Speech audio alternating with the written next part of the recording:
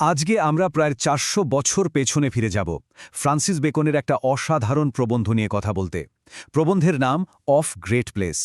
এখানে তিনি দেখিয়েছেন একটা বড় বা শক্তিশালী পদে থাকার আসল বাস্তবতাটা আসলে কি। চলুন বেকনের সেই লেখার গভীরে গিয়ে একটু বোঝার চেষ্টা করা যাক কিভাবে একটা বড় পদ মানুষকে স্বাধীনতা দেওয়ার বদলে উল্টো দাসে পরিণত করে ফেলে। তো বেকন শুরুই করছেন একটা দারুণ উক্তি দিয়ে। তিনি বলছেন, ক্ষমতার পেছনে ছোটা মানে আসলে নিজের স্বাধীনতাকে বিসর্জন দেওয়া। ব্যাপারটা একবার ভেবে দেখুন, কি অদ্ভুত একটা স্ববিরোধিতা, তাই না? মানুষ ক্ষমতা চায় অন্যদের নিয়ন্ত্রণ করার জন্য, কিন্তু এই চক্করে পড়ে সে নিজের ওপর নিয়ন্ত্রণ হারিয়ে ফেলে। এইখান থেকেই কিন্তু আসল প্রশ্নটা উঠে আসে, ক্ষমতার সর্বোচ্চ শিখরে পৌঁছানো মানে কি আসলে স্বাধীনতার সবচেয়ে গভীর কারাগারে ঢুকে পড়া? চলুন এই পুরো আলোচনায় আমরা বেকনের যুক্তির আলোতে এই প্রশ্নটারই উত্তর খোঁজার চেষ্টা করব। তো এই যে স্বাধীনতা হারানোর কথা হচ্ছে, এটা ঠিক কিভাবে হয়? বেকনের মতে ব্যাপারটা হয় ৩টে শেকলের মাধ্যমে। হ্যাঁ, ঠিকই শুনছেন, শেকল। এই শেকলগুলোই একজন নেতাকে বা ক্ষমতাশালী ব্যক্তিকে বেঁধে রাখে। চলুন দেখে নেওয়া যাক কি সেই ৩টে শেকল। বেকন বলছেন, যারা অনেক বড় পদে আছেন, মানে গ্রেট প্লেসে, তারা আসলে নিজেদের মালিকই নন, তারা সার্ভেন্ট। শুধু তাই নয়, তারা একবার না, দুইবার না, তিনবার সার্ভেন্ট, বা বলা যায় তারা ৩ ধরনের দাসের জীবনযাপন করেন। তো কারা এই ৩জন প্রভু? আচ্ছা, প্রথমটা হলো রাষ্ট্র, মানে সরকার বা দেশের প্রতি তাদের যে দায়িত্ব, তার দাস তারা। এরপর আসে ফেম বা খ্যাতি, মানুষের চোখে ভালো থাকার যে একটা চাপ, সুনাম ধরে রাখার যে চিন্তা, সেটার দাসত্ব করতে হয়।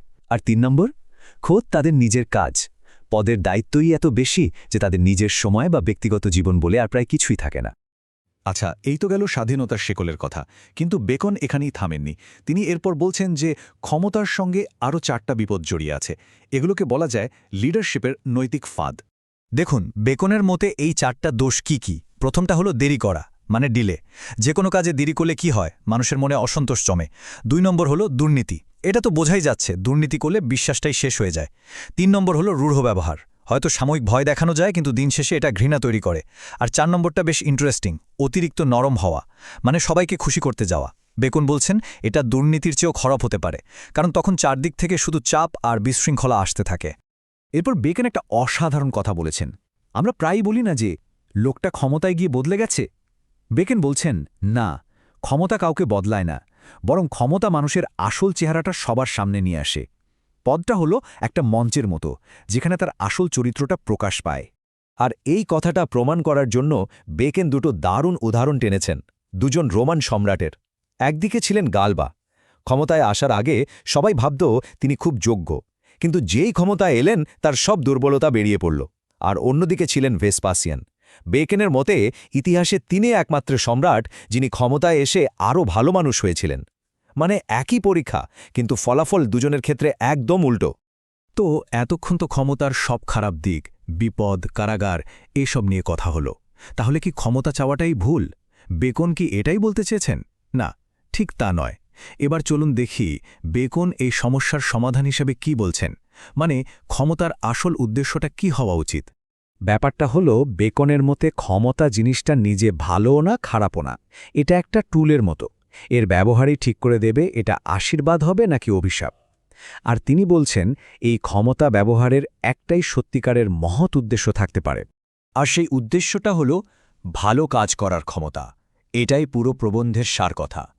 উচ্চাকাঙ্ক্ষা করার একটাই আসল কারণ থাকা উচিত, আর সেটা হল ভালো কিছু করার শক্তি অর্জন। যখন ক্ষমতা মানুষের ভালোর জন্য ব্যবহার করা হয়, কেবল তখনই সেটা সার্থক। তো এই যে এত গভীর দার্শনিক কথাবার্তা, এগুলো থেকে আজকের দিনে আমরা কি শিখতে পারি?